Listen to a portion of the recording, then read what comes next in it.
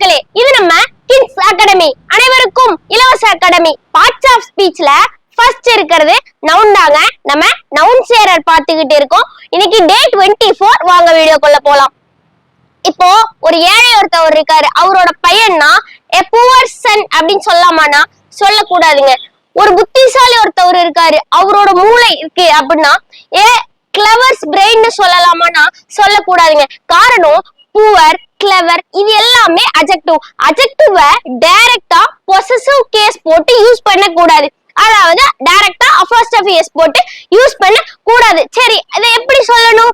a clever man's brain அப்படின்னு சொல்லலாம். a poor man's son அப்படின்னு சொல்லலாம். ஓகே, இப்போ நாளைக்கு நம்ம ஃப்ரெண்ட் ஒருத்தவர் இருக்காரு, இல்ல வேற ஒருத்தவர் இருக்காரு. உங்க பர்த்டே என்ன அப்படிங்கறதெல்லாம் கேக்குறோம் அப்படின்னா உங்க டேட் ஆஃப் பர்த் என்ன அப்படிலாம் தமிழ்ல கேட்போம்ல. இங்கிலீஷ்ல what is your date of birth அப்படின்னு கேட்கலாமா? இதெல்லாம் நாளைக்கு பார்க்கலாம். தேங்க்யூ.